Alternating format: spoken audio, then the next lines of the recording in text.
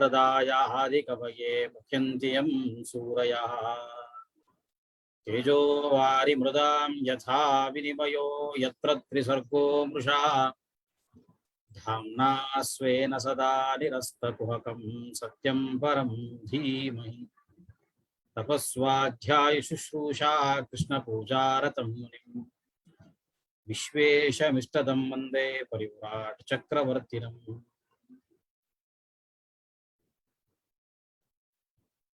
वेद वेदांत अध्ययन शोध संस्थानं नवदेहली संस्कृत भारती उत्तर क्षेत्रम् इति एताभ्यां संस्थाभ्यां कश्चन विशिष्टः कार्यक्रमः मासत्रयात् आरब्धः अस्ति। तृतीयं सत्रमिदं। प्रत्येकस्मिन्नपि सत्रे एकं विशेषं व्याख्यानं वयम् अत्रत्याः आयोजयामः। तदद्य अस्माकम् अनुरोधेन समुपस्थिताः प्रोफेसर विष्णुपद महापात्र महोदयाः। वयं श्रीमद्भागवतं यया दृष्ट्या पश्यामः तादृशं फलम् अस्माभिः उपलभ्यते। तादृशं वैशिष्ट्यम् अस्ति श्रीमद्भागवत महापुराणस्य। श्रीमद्भागवत महापुराणे भगवतः अवतार कथाः केवलम् अवलोकयामः, तदधिकृत्य समग्रोऽपि विषयः अस्माभिः अवगन्तुं शक्यते। तद्विहाय तत्र अन्येषां तत्त्वानां विषये पश्यामश्चेदपि तत्सर्वमपि उपलभ्यते। न केवलम् एतावत् समग्रस्य भूगोलस्य खगोलस्य परिचयोऽपि अनेनैव महापुराणेन उपलभ्यते। श्रीमद्भागवत महापुराणं समुद्रः इव लक्ष्यते। समुद्रं प्रति गच्छामः, अपारः जलराशिः समुद्रे दृश्यते। अस्माकं हस्तयोः यादृशं पात्रं विद्यते तावदेव जलम् आनेतुं वयं शक्नुमः। वयं जलम् आनयामः इति कारणेन समुद्रस्य जले न्यूनता नैव भविष्यति। अस्माकं हस्तयोः यदि चषकम् अस्ति तावदेव जलम् आनेतुं शक्नुमः। यदि कलशः अस्ति कलशं प्रपूर्य जलम् आनेतुं शक्नुमः, तथापि समुद्रे जलराशिः दरीदृश्यते। एवमेव श्रीमद्भागवत महापुराणस्थाः सर्वेपि विषयाः एतादृशाः एव वर्तन्ते। तदद्य अस्माभिः प्रार्थिताः प्रोफेसर विष्णुपद महापात्र महोदयाः अत्र अन्तर्जालमञ्चे विराजन्ते। एते सांख्य वेदान्तयोः आत्मतत्त्वं भागवतीयम् इत्यस्मिन् विषये अद्य व्याख्यास्यन्ति, अस्मान् तोषयिष्यन्ति। एते च महानुभावाः श्री लाल बहादुर शास्त्री राष्ट्रीय संस्कृत विश्वविद्यालये नवदेहलीस्थे न्याय वैशेषिक दर्शन विभागे प्राध्यापकरूपेण कार्यं कुर्वन्तः विलसन्ति। विशिष्य 17 वर्षाणि यावत् शैक्षणिकक्षेत्रे एतेषाम् अनुभवः विद्यते। एतेषां महानुभावानां मार्गदर्शने नैके छात्राः प्राप्तविद्यावारिधयः विराजन्ते। अपि च बादरायण सम्मानेन एते पुरस्कृताः सन्ति। विशिष्य विद्वद्भूषणम् इत्यादिभिः अनेकैः बिरुदिभिः एते समलङ्कृताः। अनेके ग्रन्थाः एतैः सम्पाद्य प्रकाशिताः। नैकासु कार्यशालासु एते भागगृहीतारः सन्ति। तत्तादृशान् प्रोफेसर् विष्णुपद महापात्र महोदयान् अहम् अनुरुन्धे स्वकीयेन व्याख्यानेन अत्रत्यान् श्रोतॄन् सर्वानपि अनुगृह्णन्तु। भवतां चरणनलिनयोः साष्टाङ्गपादं प्रणिपत्य स्वागतीकृत्य अहं प्रार्थये विशिष्टं व्याख्यानं कर्तुम्। एवमेव ये अत्र अन्तर्जालमञ्चे विराजन्ते श्रोतारः, भगवद्भक्ताः, भागवत पान रस उत्सुकाः, तेभ्यः सर्वेभ्योऽपि कार्यक्रमेऽस्मिन् स्वागतं व्याहृत्य मम वाचम् अत्रैव उपसंहरामि। अहम् इदानीं स्वागतीकरोमि विष्णुपदपात्र महोदय। मन्नाथ श्री जगन्नाथ मद्गुरु श्री जगद्गुरु मदात्मा सर्वभूतात्मा तस्मै श्री गुरवे नमः। मुखं करोति वाचालं पंगुं लंघयते गिरिं यत्कृपातमहं वन्दे परमानन्दमाधवम्। विद्यासन्ध्यदयोद्रेकात् अविद्यारजनीक्षये जदुदेति नमस्तस्मै कस्मैश्चित् विश्वतस्तुते। परम श्रद्धेयाः वेद वेदांग अध्ययनस्य संयोजकाः आचार्याः धनंजय राव महोदयाः अस्मिन् कार्यक्रमे समवेताः प्रत्यक्षरूपेण विद्वांसः छात्राः छात्रास्तान् सर्वान् प्रणम्य किञ्चिदत्र उपस्थाप्यते। संस्थानद्वयेन अर्थात संस्कृत भारती मुख्य रूपेण तत्र संस्कृत वेद वेदांग अध्ययन केन्द्रं शोध संस्थानमस्ति। तत्तु देहल्याम् अस्ति। तद्वारैव इयं या चर्चा प्रचलति सा तु अत्यंत समीचीना। कुत इति चेत् यथा नैषधकाव्यम् अभिलक्ष्य अस्माभिः नैषधं विद्वद् औषधम् इति अस्माभिः जो घुष्यते तथैव विद्यावतां भागवते परीक्षा। तर्हि भागवतः महापुराणस्य कीदृशं वैशिष्ट्यम् अस्ति, अगाध समुद्रम् अस्ति यद् आचार्यपादैः धनंजय महोदय प्रतिपादितं तत्तु सर्वथा सत्यं। परन्तु एतादृशं भागवतम् आधारीकृत्य उभय संस्थानेन यः कार्यक्रमः क्रियते कार्यक्रमाधिकारिणां कृतेपि प्रणवाञ्जलिं निवेद्य अत्र उपस्थाप्यते। सांख्य वेदांत अभिमत आत्मतत्त्वं भागवतीयम् इति विषयं पुरस्कृत्य किञ्चित् उपस्थाप्यते। नाहं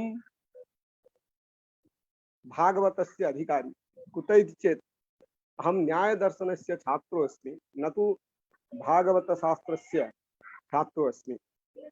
वस्तुतः श्रीमद्भागवतं यत् पुराणम् अस्ति तत् केवलम् अध्यात्ममात्रमस्ति इति वक्तुं न शक्यते। कुत इति चेत् तत्र कथाख्यानादिकम् आश्रित्य दर्शनस्य, वेदतत्त्वस्य, सांख्ययोगसिद्धान्तस्य, वेदान्तसिद्धान्तस्य, उपनिषत्तत्त्वस्य एवं च क्वचित् आत्मज्ञानस्य, क्वचित् च परमाभक्तिः तत्त्वस्य वर्णनं विद्यते। तन्मध्येषु आत्मतत्त्वम् अभिलक्ष्य तत्र सांख्य सिद्धान्तस्य उद्धरणं वेदांत सिद्धान्तस्य उद्धरणम् अस्ति न वा इति अत्र विचारयामः। वस्तुतः तत्र समेषां गति कुत्र विद्यते?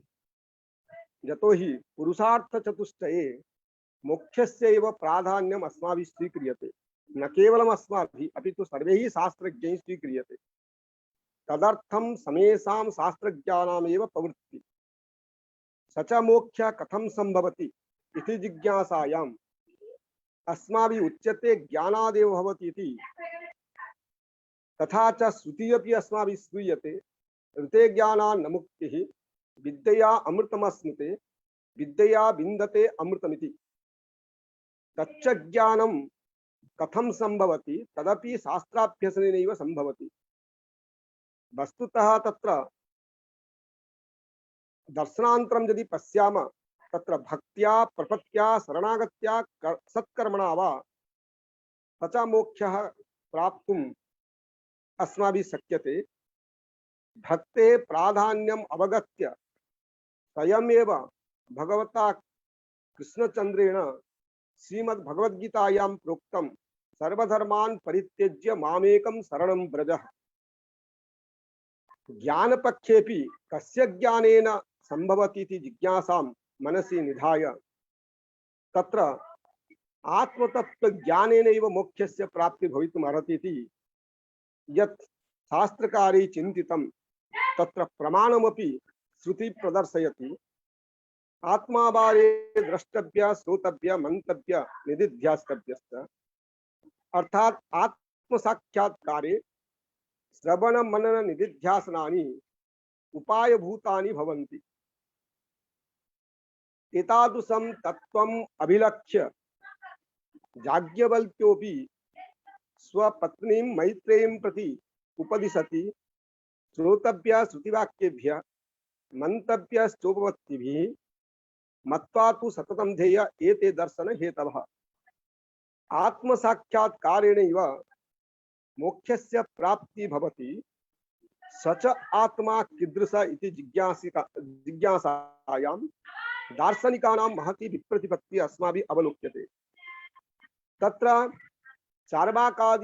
चार्वाकदर्शने पक्षत्रयम् अस्माभिः अवलोक्यते। शरीरमेव आत्मा, इंद्रियम् आत्मा, मनो आत्मा इति।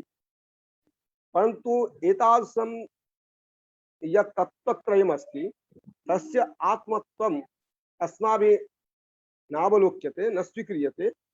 कुतः इति चेत् मृतेषु व्यभिचारदशायां शरीरस्यापि अवस्थानात् तत्र चैतन्याभावात् शरीरातिरिक्तं चेतनतत्त्वम् अवगन्तव्यम्।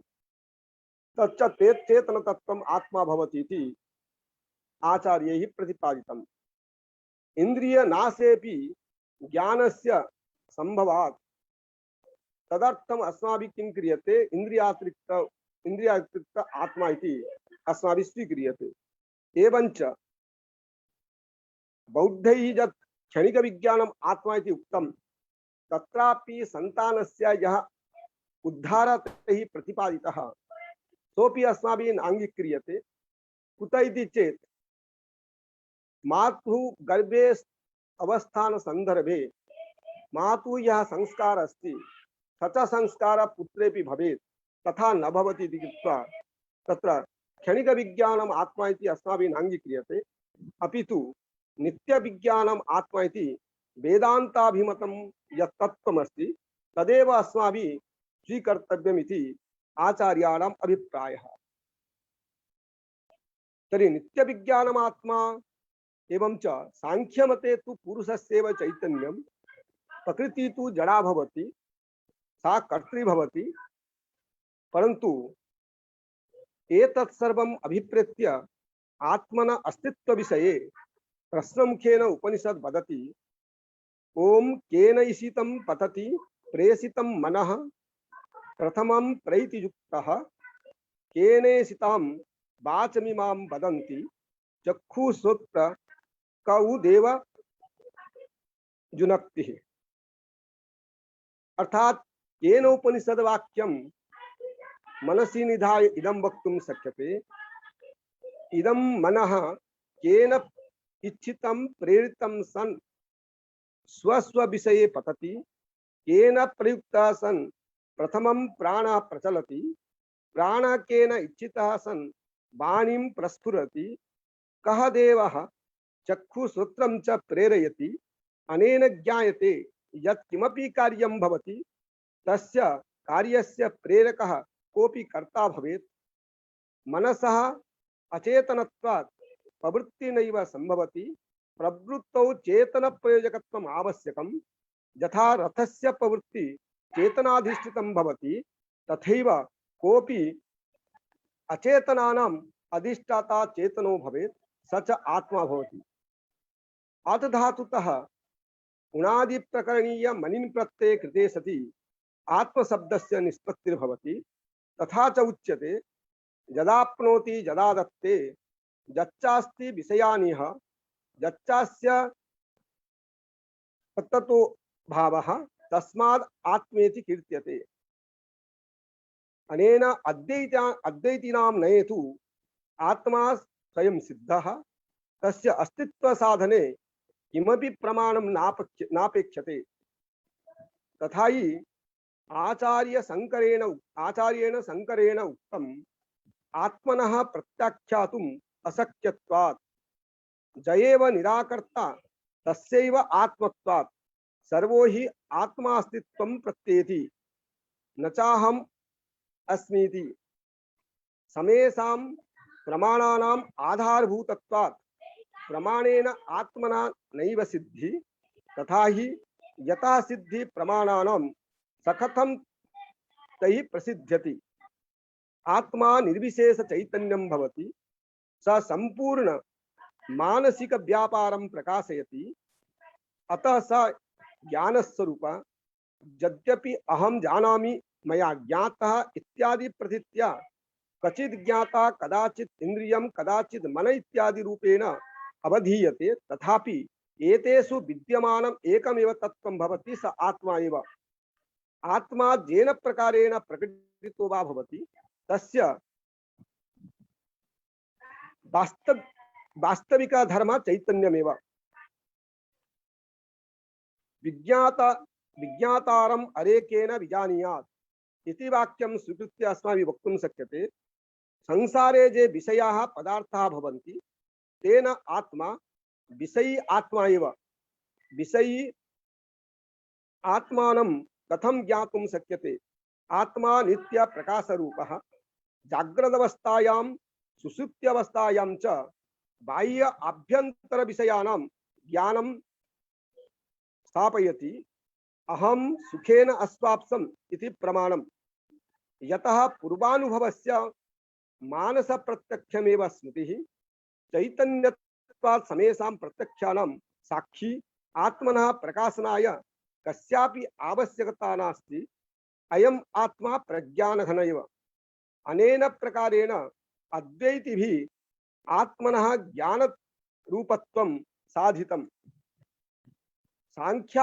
सांख्याभिमत पंचविंशति तत्त्वेषु पुरुषस्य चेतनत्वं प्रकृतिस्तु जड़ा एव सा च प्रकृति गुणत्रयाणां साम्यावस्था सा अव्यक्त रूपा परंतु पुरुषः चेतनः द्रष्टा साक्षिमात्र भोक्ता अपरिणामी असंहतश्च गुणास्तु अचेतनः दृश्यः भोग्यः परिणामी संहतश्च भवन्ति तथा ही सांख्यकारिकायाम् आचार्य उक्तम् त्रिगुणम् अविवेकी विषयः सामान्यम् अचेतनं प्रसवधर्मी व्यक्तं तथा प्रधानं तद विपरीत तथा च पुमान् पुरुषस्य बहुत्वमपि सांख्यैः साधितं जन्म मरण करणानां प्रतिनियमात् अयुगपत् प्रवृत्तेश्च पुरुष बहुत्वं सिद्धं त्रैगुण्य विषयात् चैव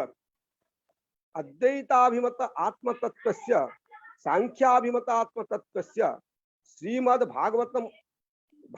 भागवतानुमतम् अस्ति नवेति इति जिज्ञासायाम् इत्थं वक्तुं शक्यते श्रीमद् भागवत महापुराणे चतुर्थ स्कंदे चतुर्विंशतितमे अध्याये 59तम श्लोकतः 65तम श्लोक पर्यन्तं तत्र राजपुत्रेभ्यः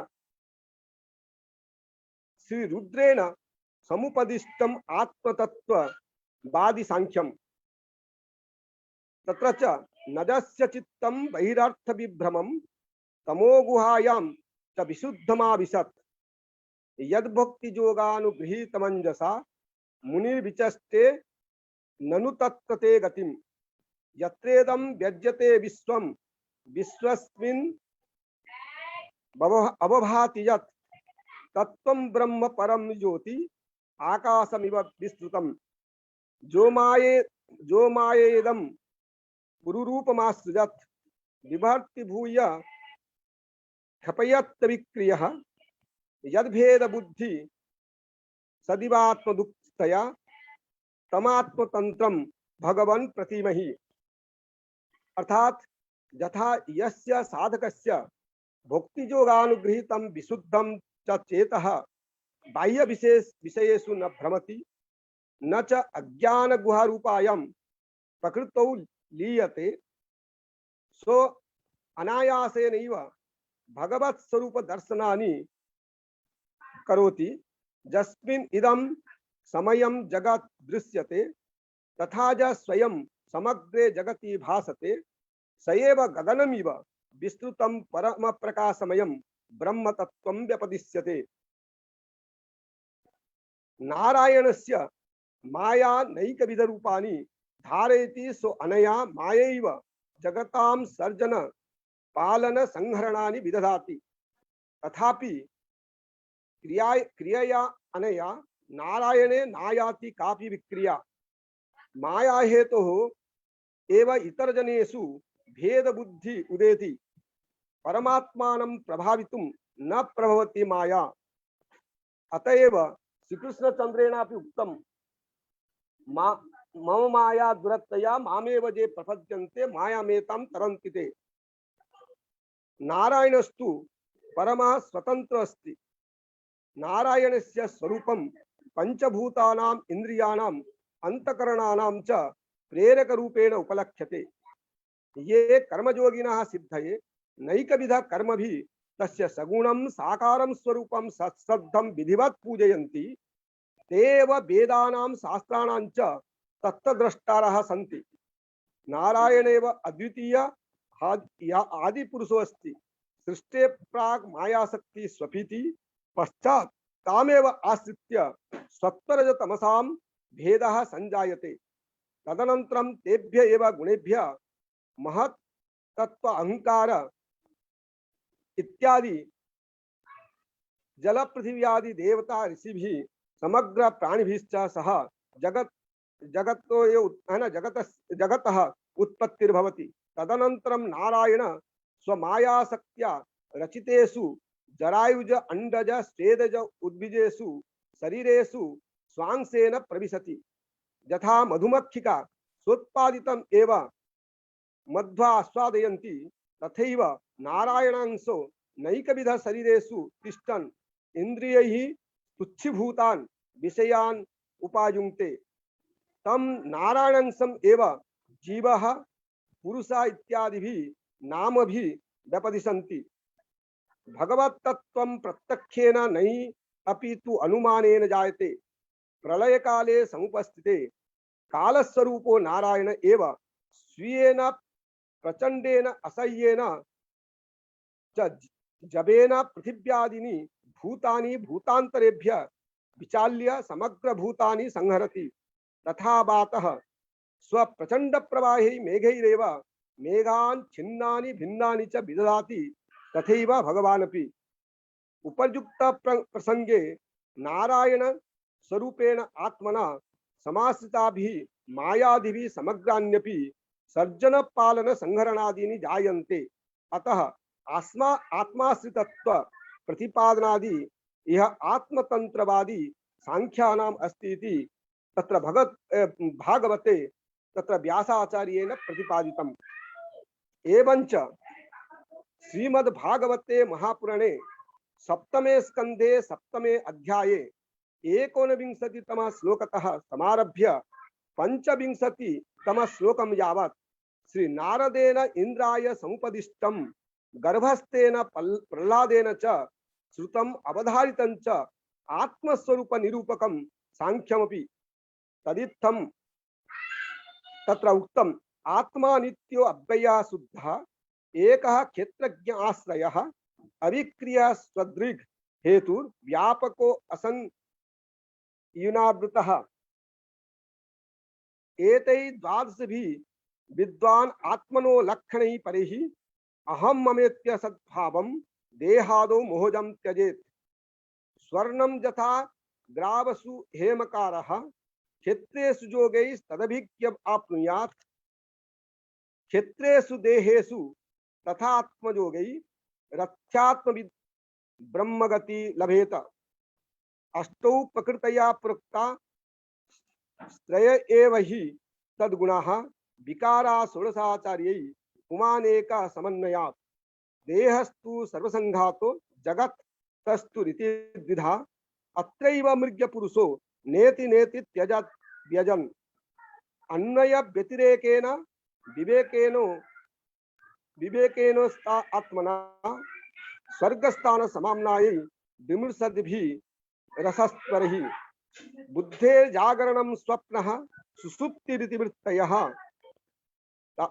तोयेनैव अनुभूयन्ते सोऽध्यक्षः पुरुषः परः इति भागवते यत् प्रमाणमस्ति तस्य अयमेव अभिप्रायः आत्मा नित्यो अविनाशी शुद्ध क्षेत्रज्ञ आश्रयो निर्विकारः स्वयं प्रकाशः सर्वेषां कारणं व्यापको असंगः आचरणरहितश्चास्ति उपर्युक्तानि द्वादश संख्याकान्य आत्मनः समुत्कृष्टानि लक्षणानि सन्ति एभिः आत्मवित् शरीरादिषु अज्ञानवशात् अहम अहम इति यो मिथ्याभाव तम त्यजेत् यथा सुवर्ण खनौ प्रस्तर मिश्रितं सुवर्णं तन्निस्सारण विधिज्ञः सुवर्णकारस्तद्विधिना तत्प्राप्नोति तथैव अध्यात्म तत्त्ववेत्ता पुरुष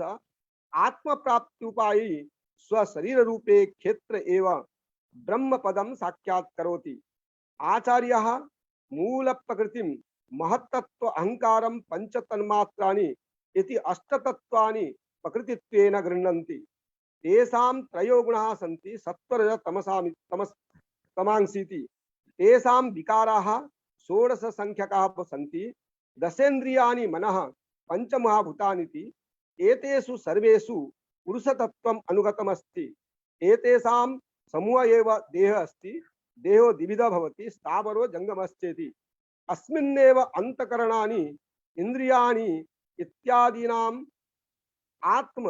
इत्यादीनाम् अनात्म वस्तुं प्रत्येकम् आत्मा नास्ति आत्मा सर्वात्मको अस्ति तथापि सर्वेभ्यः पृथक् अस्ति जाग्रत् स्वप्न सुषुप्तीति तिस्रो अवस्थात् समनुभूयन्ते स एव सर्वातीतः सर्वसाक्षी परमात्मा वर्तते उपर्युक्तं तत्त्वम् आश्रित्य एतत् वक्तुं शक्यते आत्मस्वरूप निरूपकम् इदं सांख्यमस्ति इति एवञ्च तत्र योगसूत्रे अस्माभिः प्राप्यते क्लेशकर्म विपाकै पुरुष विशेषः क्लेशकर्म विपाकाशै अपरामृष्ट पुरुष विशेष ईश्वरः इति यत् योगसूत्रमस्ति तत्र वर्णितस्य ईश्वरस्य अत्र प्रतिपादनमपि भागवत पुराणं करोति तम क्लेशकर्म परिपाक गुण प्रवाहे अव्याहतानुभवमीश्वरमद्वितीयं प्राणादिभिः स विभवै उपगूढ़मन्यो मन्येत सूर्यमिव मेघहिमो परागैः अस्य अभिप्राय एवं भवति ज्ञानमय स्वरूप अविद्या रागद्वेषादि क्लेशः पुण्य पापमयं कर्म सुख दुखादि कर्म फलम सत्यादि गुणानां प्रभावात् कदापि खंडिता न भवन्ति। स तु स्वयं अद्वितीयं परमात्मा भवति। अतएव वेदांत शास्त्रे एकम एव अद्वितीयं ब्रह्म इति यदुक्तं तस्यापि तस्य स्वारस्यमपि अत्र आचार्यैः प्रतिपादितं। यथा उदाहरणं तत्र प्रदत्तं यदा यदा ईश्वरः स्वयं एव स्वशक्तिबलेन प्राणादीन् अवरोधयति तथैव मूढाः तत्र एवं अवगच्छन्ति यथा बादलं सूर्यं तत्र अवरोधयति इति, परन्तु वस्तुतः सूर्य रोधयितुं मेघः कदापि शक्ता न भवति। तथैव अत्र ज्ञानं भवति अज्ञानिनाम्, अतएव अज्ञाननाशेन एव तत्र परमतत्त्वस्य ईश्वरस्य प्राप्ति भवति इति तत्र भागवतेऽपि व्यासाचार्यैः संसूचितम्। एवञ्च वेदान्ताभिमत ब्रह्मतत्त्वमपि भागवते वर्णितं विद्यते। बृहद् उपलब्धम् एतत् अवयवन्त्यवशेषतया यथा उदयास्तमयो विकृते मृदि वा विकृतात्। अत्रापि आचार्यैः तथा ब्रह्मणः यत् स्वरूपं भवति तत् स्वरूपं तत्रापि तैः प्रस्फुटितम्। एवञ्च सत्कार्यवादीनां सांख्यानां मते जो ही सत्कार्यवादः सिद्धांत अर्थात कारणे एव कार्यं पूर्वमेव अस्ति इति कार्यकारणयोः तादात्म्यम् इति यत् सांख्यैः स्वीक्रियते तद्विषये अपि तत्र भागवते अस्माभिः तादृशः श्लोकः प्राप्यते। द्रुतय इव श्वसन्त्य असुभृतो यदि ते अनुविधा महद् अहम् आदयो अंडम असृजन् यदनुग्रहतः परुषविधो अन्वयो अत्र चरमो अन्नमयादिषु या सदसतः परम त्वमथ यद एषु अवशेषमृतम् इति दशमस्कन्धे तु तत्र भगवत्पादैः व्यासाचार्यैः उक्तम्। एवं तेन किं जातम् अत्र सांख्याभिमता प्रकृति विकृतेः अन्नमयादि कोशानां सदसत् परस्य ब्रह्मणश्च वर्णनमपि अवलोक्यते। एवञ्च तत्र तैः उक्तं स एव जीव विवरा प्रसूति प्राणेन घोषेण गुहां प्रविष्टः मनोमयं सूक्ष्ममुपेत्य रूपं मात्रास्वरो वर्ण इति सविष्ठ। एकादश स्कन्धे तु आचार्यैः तत्र उक्तम्। एवञ्च उपनिषदि वर्णितस्य आत्मनो यत् वर्णनं विद्यते तस्यापि संकेतः अत्र भागवत पुराणे अवलोक्यते। यथा नलः खे अनिलबन्धुस्मा बलेन दारुण्य भिमथ्यमानः अनुप्रजातो हविषा समिध्यते तथैव मे व्यक्तिरियं हि वाणी।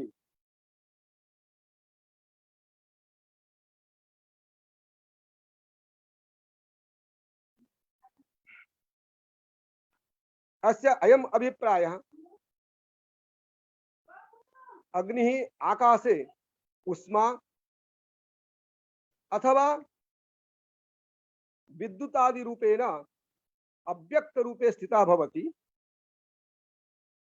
यदा तु बलपूर्वकं काष्ठमन्थनम् अस्माभिः क्रियते तदा वायुना सह वायोः सहायतायाम् अस्माभिः किं क्रियते, अस्माभिः यद् अत्यन्तं सूक्ष्मं रूपमेव तत्र प्रकटीभवति। एवञ्च आहुत्यनन्तरं तु प्रचण्डरूपेण धारणं करोति। तथैव शब्दब्रह्म स्वरूपतः स्वरूपात् क्रमशः परा पश्यन्ति मध्यमा एवं वैखरी वाणीनां तत्र उत्पत्ति वा प्रकटितो भवति इति तत्र आचार्यैः सूचितम्। एवञ्च ब्रह्मणः परादिरूप चतुर्विधाया वाण्या प्रवर्तनं बहिर्दृष्टान्तेन स्फुटीक्रियते। एवं च तत्र सत्वरजस्तम इति गुणा बुद्धेर्न चात्मनः सत्तेन अन्यतमौ हन्यात् सत्वं सत्तेन चैव हि इति एकादशस्कन्धेऽपि तत्र आचार्यैः प्रतिपादितम्। अर्थात एतेन ज्ञायते अत्र गुणः बुद्धिधर्मः न तु आत्मना इति सांख्याभिमतमपि तत्र आचार्यैः प्रस्फुटितम्। एवञ्च दशगुणानां दशतत्त्वानां तु गुणबुद्धिहेतुत्वमपि प्रदर्श्यते। तत्र ते उक्तम् आगमो अपप्रजा देशकाल कर्म च जन्म च ध्यानं मंत्रथो संस्कार दशैते गुणहेतवा। एतेषां दशगुणानामपि दशतत्त्वानामपि गुणबुद्धिहेतुत्वं तत्र आचार्यैः अत्र प्रदर्शितम्। एवञ्च ज्ञानाग्नि सर्वकर्माणि भस्मसात् कुरुते तथा इति भगवद्गीता वचनं तत्र आश्रित्य एवं वक्तुं शक्यते।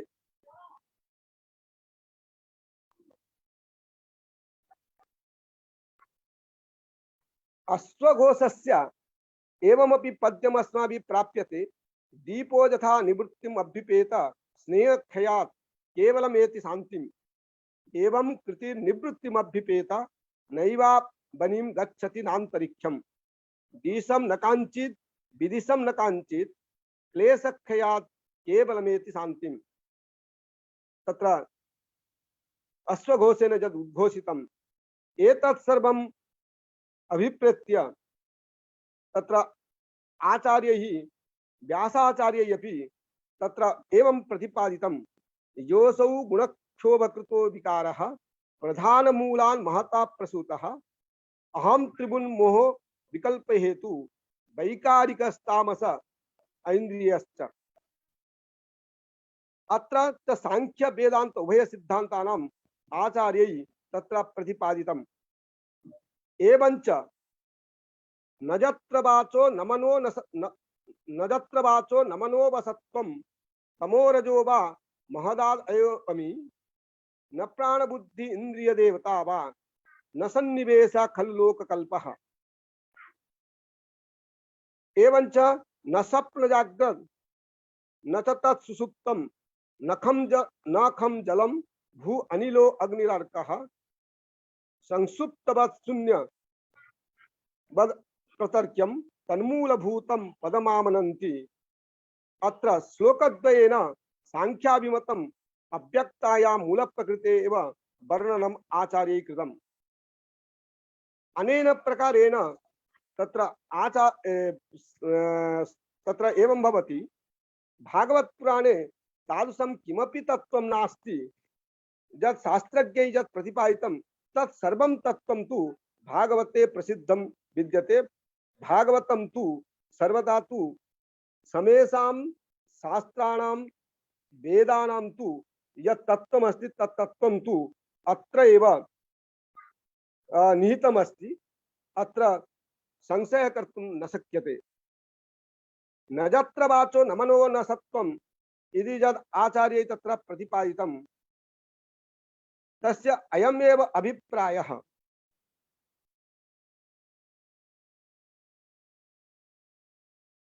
प्रकृतौ स्थूला अथवा सूक्ष्म रूपतायां या वाणी अस्ति मनः अस्ति सत्वगुण रजोगुण तमोगुण महत्तत्वादि विकारः प्राण बुद्धि इंद्रिय इत्यादय देवताः अत्रैव विराजमानाः सन्ति। एतद् अतिरिक्तं किमपि तत्त्वं नास्ति। सृष्टौ वा सृष्टिकाले तु लोकानां कल्पना वा तस्य लोकानां स्थितिरपि कल्पयितुं न शक्यते। एवञ्च तस्मिन्नेव समये स्वप्न जाग्रत् सुषुप्ति अवस्था त्रयमपि नैव तिष्ठति। आकाश जल पृथ्वी वायु अग्नि सूर्यादिकमपि नैव तिष्ठति। अर्थात् तस्मिन्नेव काले सुप्तेपि सर्वे सुप्तेपि तत्र शून्यत्वं प्रतीयते। तस्याः अवस्थायाः अवस्थिति अस्माभिः तर्केण अनुमानेन वा कर्तुं न शक्यते।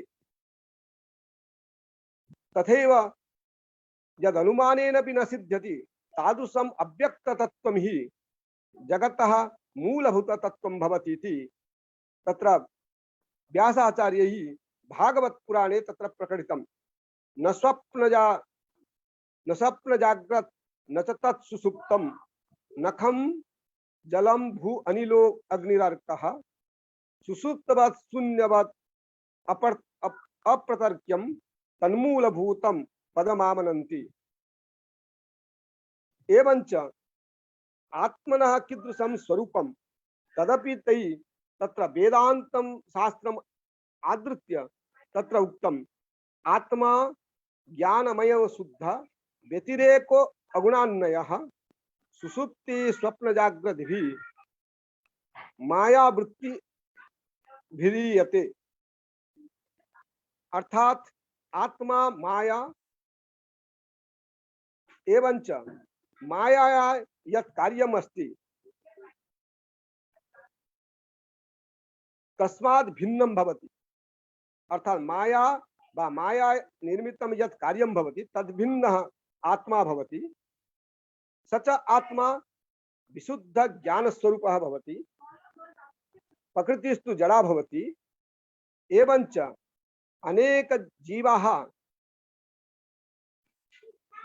ये भवन्ति तद अवान्तर भेदादपि ते सर्वथा शुद्धा भवन्ति। गुणानां कदापि स्पर्श कर्तुं न शक्यते। मायया वृत्तित्रयं भवति सुषुप्ति स्वप्न जाग्रत्।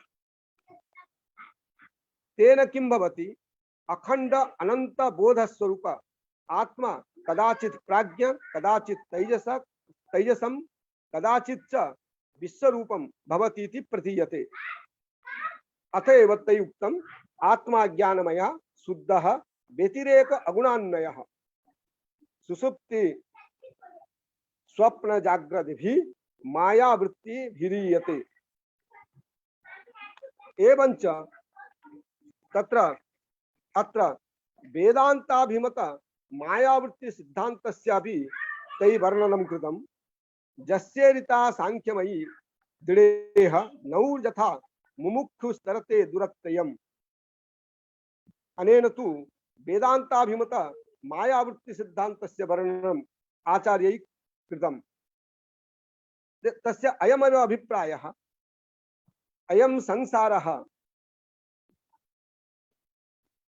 वा अयं संसारः सागरः एकः मृत्युमय मार्ग विशेषः।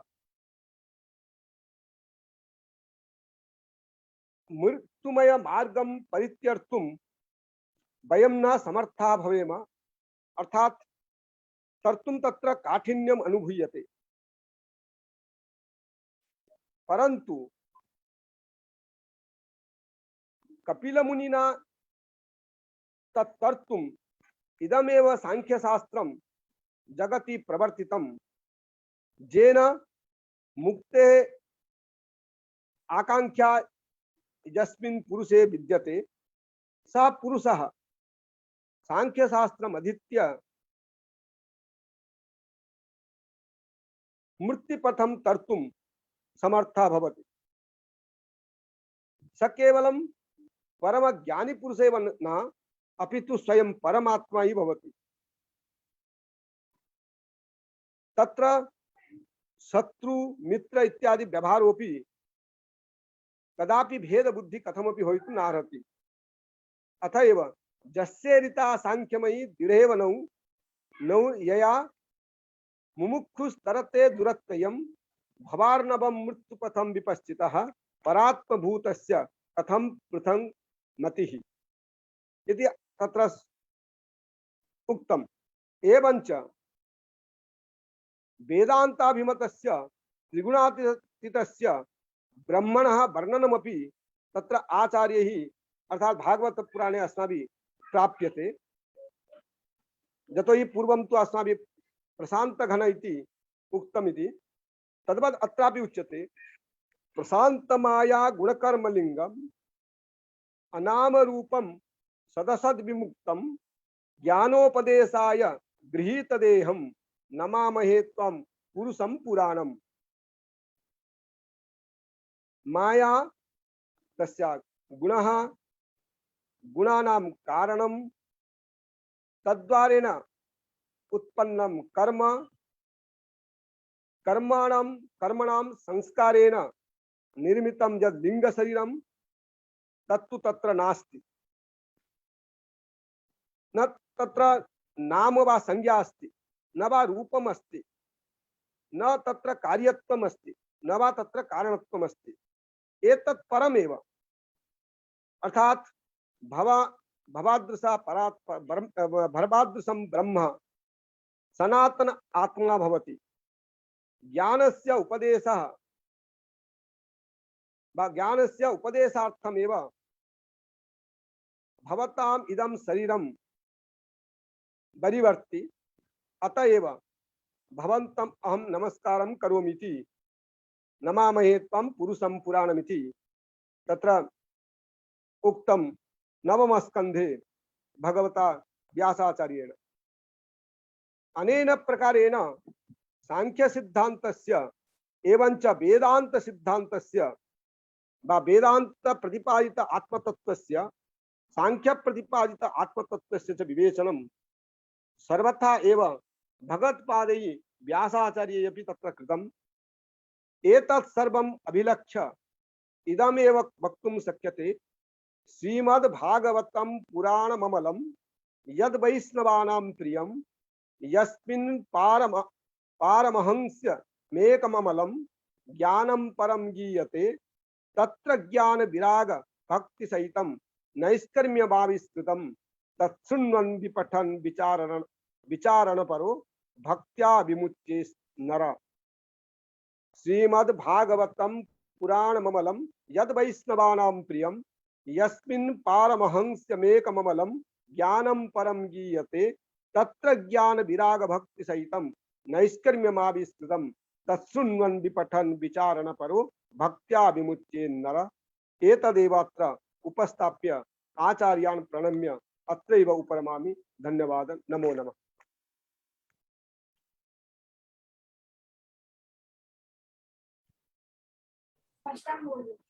श्रीनिधि महोदय।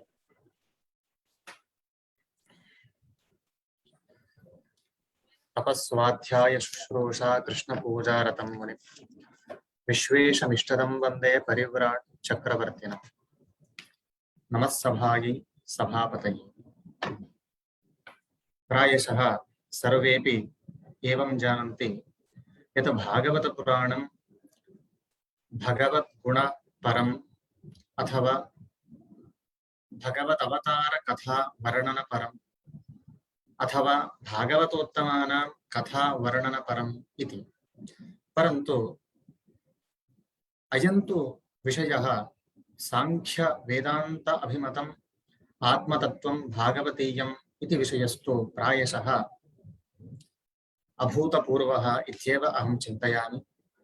तत्तादृशं विषयं स्वीकृत्य मञ्चोपरि विराजमानाः लाल बहादुर शास्त्री राष्ट्रीय संस्कृत विश्वविद्यालये प्राध्यापकाः विष्णुपद महापात्र महोदयाः अत्र अन्तर्जालमञ्चे समागत्य स्वीय ज्ञानेन अस्मान् अनुगृहीतवन्तः। अहो अस्माकं सौभाग्यम्। वस्तुतः तेषाम् अभिनन्दने अथवा तेषां ज्ञानस्य पराकाष्ठतां निरूपयितुं वयं न प्रभवामः। यतोहि यदि सन्ति गुणाः पुंसां विकसन्त्येव ते स्वयं न हि कस्तूरिकामोदः शपथेन निवार्यते इति वचनेन महतां ज्येष्ठानां विपश्चिदपश्चिमानां विद्वत्तल्लजानां ज्ञानिश्रेष्ठानां प्राध्यापकानां विष्णुपद महापात्र महाभागानां अभिनन्दयितुं वयं न प्रभवामः। ते अत्र अस्माकम् आमन्त्रणं स्वीकृत्य सादरेण अत्र समागत्य अस्मान् नितराम् अनुगृहीतवन्तः। तादृशेभ्यः विद्वत्तल्लजेभ्यः भूरिशः भूरिशः उभाभ्याम् अपि संस्थाभ्यां पक्षतश्च अहं सप्रश्रियं सगौरवं कार्तज्ञं विनिवेद्य अपि च श्रोतृभ्यश्च अहं धन्यवादांश्च समर्प्य मम धन्यवादभाषणात् अहं विरमामि। प्रणमामः प्रणमामः प्रणमामः। आचार्याः हाँ, अत्यन्तं विजय सुन्दरं व्याख्यानं, विद्वत्पूर्णं व्याख्यानं।